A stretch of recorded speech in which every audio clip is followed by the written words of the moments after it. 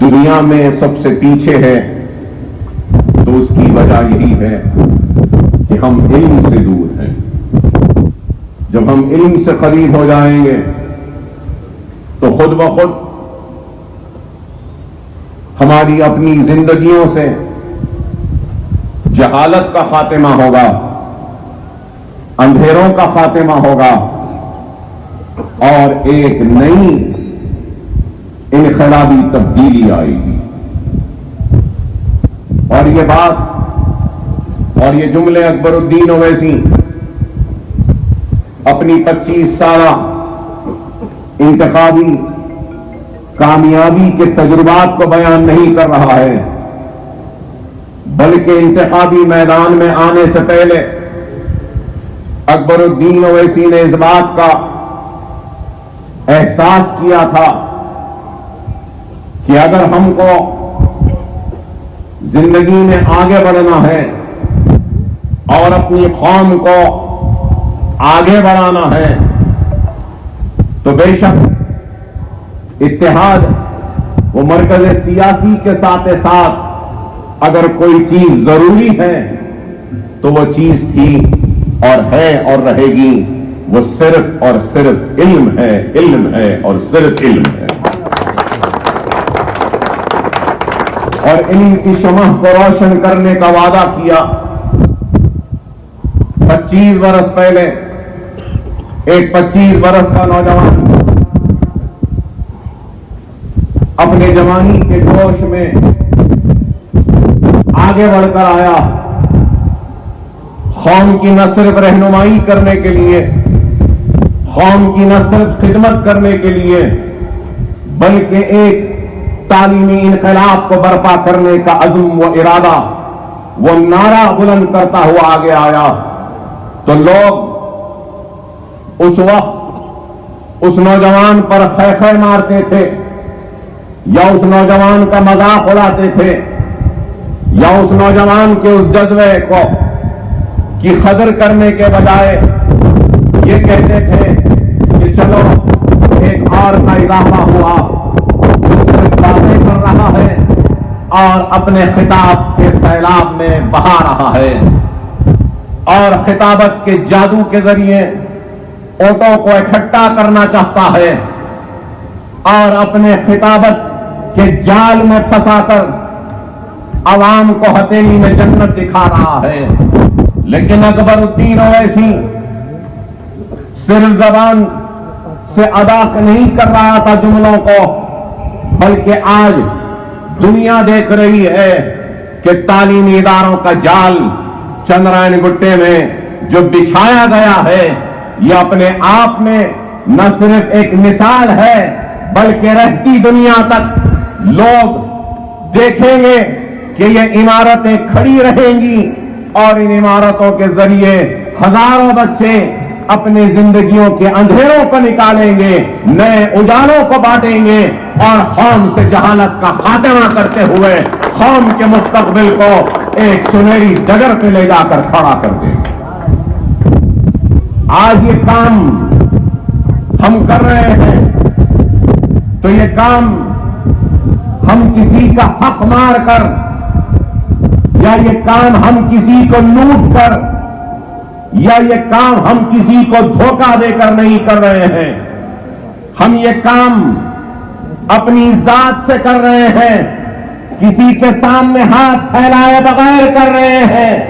और ये हाथ अगर फैलते हैं और ये सर झुकता है तो बारगाह रब्बुल इज्जत के सामने झुकता है और मांगते हैं तो अल्लाह से कि अल्लाह हम तेरे हबीब मोहम्मद मुस्तफा सल्लल्लाहु अलैहि वसल्लम की उम्मत के लिए आज कुछ करना चाहते हैं मौला, तो हमारे काम की लाज रख ले, हमारी नीयतों को तो पूरा कर दे। अकबर ओवैसी कोई झूठ फरेब धोखेबाज का नाम नहीं। अकबरुद्दीन ओवैसी एक दियानतदार आदमी है। अकबरुद्दीन ओवैसी अगर किसी से डरता है तो सिर्फ अल्लाह से, और अगर फिक्र है तो सिर्फ यही कि सबकी तरह मुझको भी अल्लाह के सामने हाजिर होना है। और जब हाजिर होगा तो अल्लाह पूछेगा और मुझसे तो कुछ ज्यादा ही पूछोगी, सबसे ज्यादा पूछोगी। इसलिए होगी कि आज से 13 बरस पहले शायद मेरी मौत वाक़ई हो जाती थी, लेकिन वो आपकी दुआएं थी। आपकी दुआओं का एहसान है कि आज मैं जिंदा हूं, तो मुझे तो ज्यादा ही अल्लाह के सामने जवाब देना है कि इन दुआओं की वजह से तुझे हयात दी, तो बता तूने क्या किया। तो मैं जब अल्लाह के सामने हाजिर होऊंगा तो जरूर कहूंगा कि अल्लाह देख, तूने तेरे हबीब के उम्मतियों की दुआओं के नतीजे में मुझे हयात दी, तो मैंने तेरे हबीब की उम्मत के लिए ये काम किया, ये इमारतें खड़ी कर दी। हर किसी को इस दुनिया से जाना है, और जाने वाला अपने साथ अपनी दौलत लेकर नहीं जाएगा, जमीन जायदाद लेकर नहीं जाएगा। जाएगा तो सिर्फ और सिर्फ अपने आमाल को ले जाएगा। और अकबरुद्दीन ओवैसी आपके दुआओं का कर्जदार है, तो अकबरुद्दीन ओवैसी आपके अनगिनत एहसानों का भी कर्जदार है। कि आपका एतमाद, आपका भरोसा था उस 25 वर्ष के नौजवान पर, कि आपने 25 वर्ष के नौजवान को अपने दुआओं के जरिए, अपने भरोसे के जरिए, अपने एतमाद और अपने ओट के जरिए आपकी खिदमत करने का मौका दिया। और आपके उस मौका देने का नतीजा है कि अल्लाह ने मुझे आज इन इमारतों का बनाने का मौका अता कर दिया। और यहां खड़े होकर कह रहा हूं, इतने लोगों को गवाह बनाकर कह रहा हूं कि अल्लाह तू मेरी आखिरत में अगर मेरे खिदमत का अजर लेगा तो मौला तू मेरे खिदमत का अजर सिर्फ मुझे न दे, मेरे साथ मेरा साथ देने वाले हर फर्द को दे दे, मुझे और देने वाले हर फर्द को दे दे, क्योंकि इस नेकी का हकदार सिर्फ मैं नहीं हूं, मेरे साथियां हैं, मेरी जमात है, मेरी आवाम है। अल्लाह अगर इस काम को कबूल करता है, दुआ है सबसे पहले कि अल्लाह तो हमारे इस काम को कबूल कर ले, हमारे इस काम को कबूल कर ले। और अगर इस काम को कबूल करता है तो तू मेरे साथ, मेरे साथियों को, मेरी इस आवाम को भी और मेरी इस जमात को भी इस काम के कबूलियत का अजर अता कर। कोई भी कौम की तरक्की, खुशहाली या तब्दीली फर्द वाहिद से नहीं होती। कौमों की तामीर मुख्तलिफ लोगों के मिलने से, आपस में जुड़ने से होती है। अगर कोई एक फर्द ये खड़े होकर कह रहा है कि मैं कौम की हालत को बदल दूंगा, तरक्की कर दूंगा, तो फर्द वाहिद से मुमकिन नहीं है। और आज मेरे इस काम में, मेरे इस मिशन में मेरा हर कारकुन शरीक है, मेरा हर कॉरपोरेटर शरीक है, और मेरे इस काम में मेरी जमात मजलिस इत्तेहादुल मुस्लिमीन भी शरीक है। मैं शुक्रिया अदा करता हूं जनाब सालेह अहमद साहब का, जाहिर सराबी साहब का, कि इन दो लोगों की जिद्दोजहद थी, जुस्तजू थी, कि इन दो लोगों ने इस जमीन की निशानदेही की और लाकर मुझे कहा कि अकबर साहब ये जमीन है, हम इसको खरीदेंगे। और ये जमीन हमने खरीदी और तामीर का आगाज किया। मैं शुक्रिया अदा करता हूं जनाब शाह साहब का, मुताल्लिका कॉरपोरेटर साहब का, और सलाला के मजलिस इत्तेहादुल मुस्लिमीन के सारे कारकुनों का, जो आता जाता रहता था, तामीर को देखता था, लेकिन मेरी गैर मौजूदगी में सलाला के मजलिस इत्तेहाद अल मुस्लिमीन के सारे कारकुनों ने शायद खुद के अपने घरों की तामीर में इतनी दिलचस्पी नहीं ली जो दिलचस्पी कौम और इस स्कूल की तामीर के लिए। मैं शुक्रिया अदा करता हूं, शुक्रिया अदा करता हूं।